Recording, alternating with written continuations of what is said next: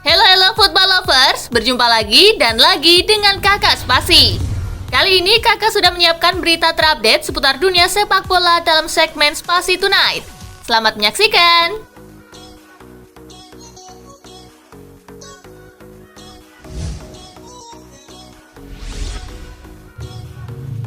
Timnas Italia gantikan Iran ke Qatar, FIFA sebut itu cuma mimpi. Timnas Italia disebut lolos ke Piala Dunia 2022 menggantikan Iran yang melarang 2.000 wanita pemegang tiket datang menyaksikan pertandingan di stadion. Akhirnya, Federasi Sepak Bola Dunia atau FIFA buka suara terkait isu di atas. Anggota Komite Eksekutif FIFA, Evelina Kristilin, mengatakan tak ada wacana menggantikan Iran dengan negara lain di Piala Dunia 2022. Evelina Kristilin menyebut timnas Italia tampil di Piala Dunia 2022 adalah utopia atau hanya khayalan belaka.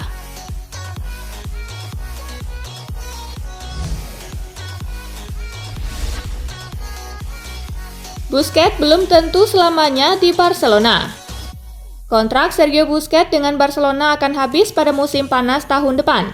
Gelandang Spanyol itu sudah memperkuat Barcelona selama hampir 1,5 dekade. Busquets menjadi bagian dari generasi emas Barca yang sempat menguasai jagat sepak bola Eropa dengan memenangi treble di 2009 dan 2015. Busquets baru akan membahas masa depannya dengan Barcelona di musim depan sebelum mengambil keputusan. Pemenang Piala Dunia dan 2 Piala Eropa bersama Spanyol itu membuka peluang untuk mengakhiri karirnya di klub lain.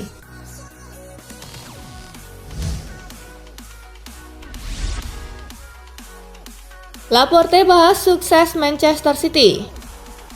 Manchester City membirukan kota Manchester dalam sedekade terakhir. Back Manchester City, Aymeric Laporte meyakini Manchester United dongkol dengan kesuksesan timnya.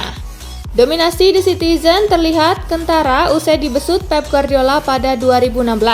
Bersama manajer Spanyol itu, City sukses memenangi 3 titel juara Premier League, 1 Piala FA, 4 Piala Liga, dan 2 Community Shield. Koleksi gelar juara si biru langit berpeluang bertambah karena masih bertahan di 3 kompetisi utama pada musim ini. Sementara itu, MU lesu sejak ditinggal Sir Alex Ferguson pada 2013. Alih-alih bersaing dalam persaingan gelar, Setan Merah malah kerap kesulitan finish 4 besar yang hanya dicapai 4 kali dalam 8 musim terakhir. Gap 2 klub Manchester ini tampak jomplang setelah MU dipastikan nirgelar di musim kelimanya berturut-turut. Saat ini MU tertinggal 20 poin dari rival sekotanya itu sehingga terancam gagal lolos ke Liga Champions musim depan.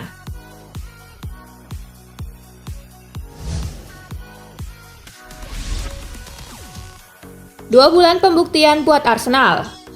Arsenal menunjukkan progres bagus musim ini setelah pergantian tahun, klub London Utara tersebut menemukan stabilitas. Arsenal hanya kalah sekali dalam 8 pertandingan terakhirnya dan memenangi 7 laga lainnya. Arsenal yang bahkan masih tercecer di urutan ke-10 pada 9 pekan pertama, kini menduduki posisi 4 dan jadi kandidat kuat finish 4 besar.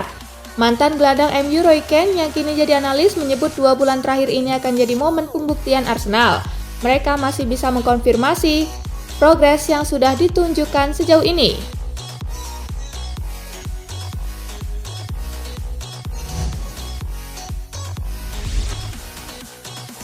Dortmund akui tak mampu saingi finansial Manchester City. Bersama Real Madrid, The Citizen disebut-sebut menjadi kandidat kuat untuk mendaratkan Haaland. Manchester City dilaporkan siap menawarkan Erling Haaland gaji sebesar 500.000 pound sterling per pekan atau sekitar 9,4 miliar rupiah. Jumlah itu jauh lebih tinggi dari bayaran yang dia terima di Dortmund saat ini, sekitar 132.000 pound sterling per pekan atau sekitar 2,4 miliar rupiah. CEO Dortmund Hans-Joachim Watzke mengatakan klubnya tidak memiliki kekuatan finansial yang besar untuk mempertahankan Haaland. Meski begitu, Dortmund akan bisa mengatasi kepergian Haaland berkaca pada pengalaman yang sudah-sudah.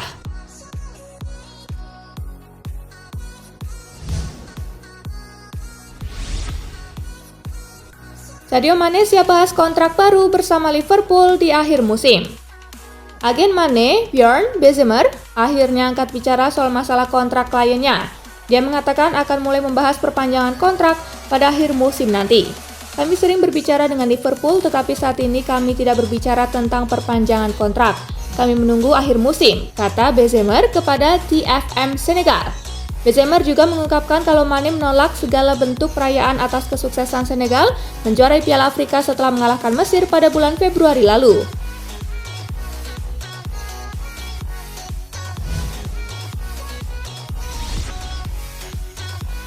Fabrizio Romano beberkan target transfer utama Manchester United. Menurut laporan Romano, Manchester United sangat mendambakan sosok Rice. Mereka menjadikannya prioritas transfer di musim panas nanti. Ini disebabkan MU butuh gelandang baru di tim mereka, karena performa lini tengah mereka kurang oke musim ini. Rice dinilai mampu memberikan kestabilan bagi lini tengah MU musim depan. Jadi setan merah sangat tertarik untuk merekrut pemain timnas Inggris tersebut. Romano juga menyebutkan bahwa Manchester United harus benar-benar banting tulang untuk mendapatkan jasa Rice. Ini disebabkan West Ham kekeh tidak mau menjual sang gelandang, karena di mata mereka Rice adalah aset berharga yang tidak tergantikan.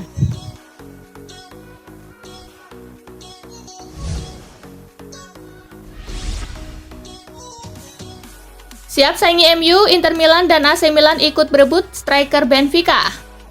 Nama wonderkid Benfica yakni Darwin Núñez ramai dikaitkan dengan sejumlah klub elit Eropa jelang bursa transfer musim panas 2022. Usai Manchester United, Darwin Núñez kini dikaitkan dengan dua klub raksasa Liga Italia yakni Inter Milan dan AC Milan.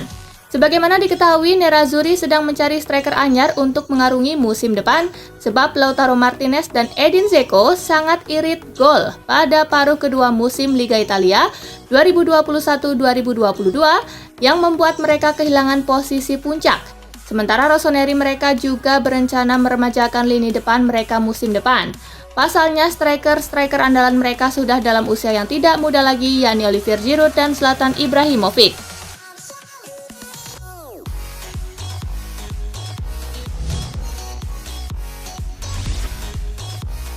Thibaut Courtois bakal reuni dengan Chelsea.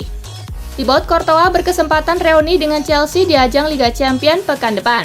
Ini akan menjadi partai yang spesial buat Courtois. Kiper asal Belgia tersebut menghabiskan 7 tahun karirnya sebagai pemain The Blues, meski 3 musim diantaranya dilakoni dengan status pinjaman di Atletico Madrid. Bukan kali pertama Courtois bertemu dengan Chelsea sambil mengenakan seragam Madrid. Musim lalu kedua tim bertemu di babak semifinal.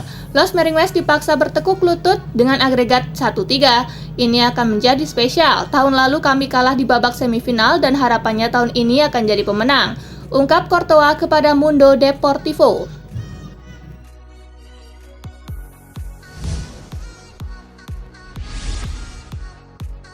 Ini penyebab Sadil Ramdhani tak diizinkan klub Malaysia bela timnas Indonesia U23 di SEA Games 2021. Sadil Ramdhani tidak diizinkan membela timnas Indonesia U23 di SEA Games 2021 oleh klubnya Sabah FC. Alasannya pun diungkap oleh Sadil Ramdhani kala melakukan siaran langsung di media sosialnya. Ada surat panggilan masuk untuk persiapan SEA Games pada 22 Maret lalu, tetapi tahun ini tidak bisa ikut SEA Games. Sadil baru diperbolehkan membela timnas pada 24 Mei. Beber Sadil lewat siaran langsung TikTok pada Rabu 30 Maret 2022. Sedangkan SEA Games mulai 6-23 Mei, jadi tidak bisa ikut. Saya hanya bisa main di FIFA Matchday, tetapi kalau untuk SEA Games tidak bisa, sambungnya.